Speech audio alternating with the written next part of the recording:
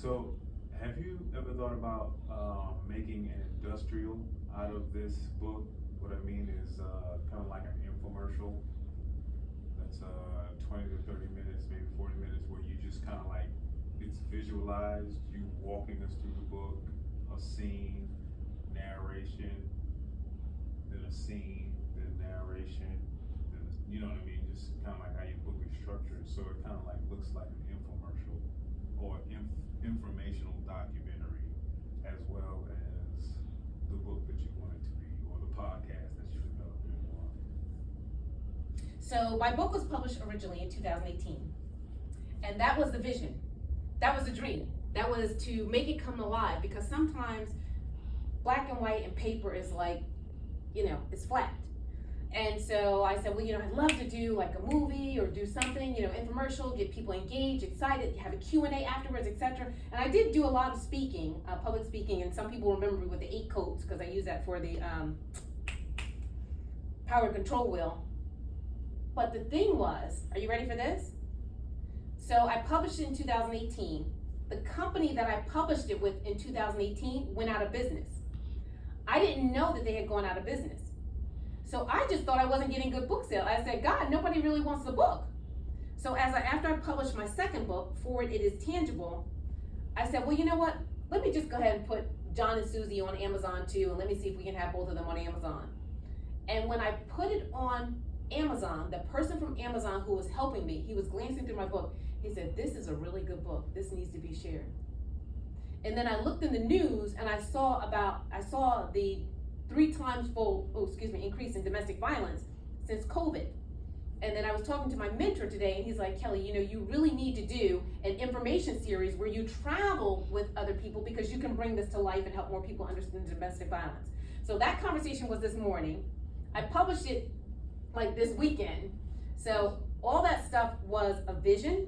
I would need a John, because if I were the Suzie, if I'm doing Suzie John, people are not going to really get the gist unless if I have a John there too. But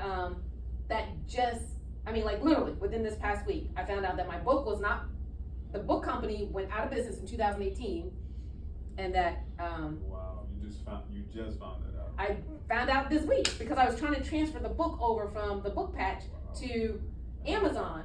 And I said, well, it must not be good. Everybody said that it was really good in the beginning. Like one of my friends, her son is a psychiatrist, and he uses my book, right? He uses the John and Suzie book. And so I said, well, maybe it's just a few people who liked it from up north, not really, yeah. So would I like to do that? I would love to do that. What do you think? What do you think? I told you, I'm a domestic violence awareness presenter, so I've gone to several places with it. But yeah, to have that documentary that people can share and really understand that 20% out of the fatalities that are associated with domestic violence, 20% are people who help.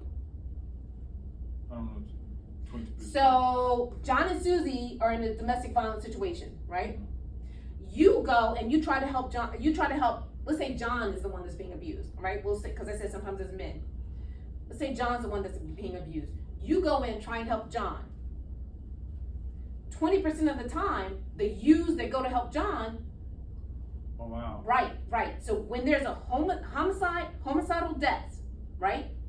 20% of the homicidal deaths are people that are helping the domestic violence situation. Wow.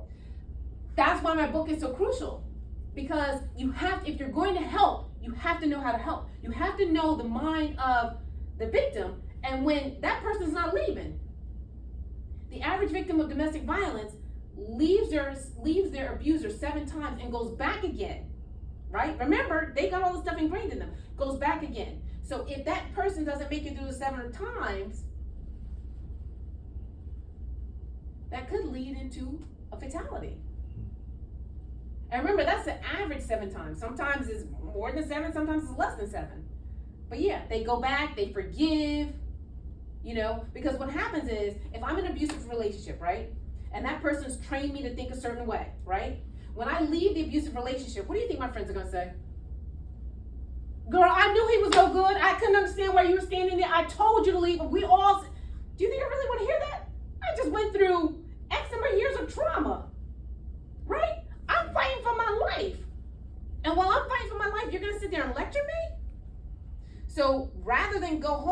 go around where people are asking questions. Like, people want you to fill in 20 years in 5 minutes. You can't do that, right? So because you can't give them 20 years worth of information in 5 minutes, then comes all the criticism and judgment, and people are like, you know what? I'm just going back because it's predictable. Like, I know what's going to upset John. I know what my punishment is. I know that I'm going to get a punch in the face. I know that I'm going to get this.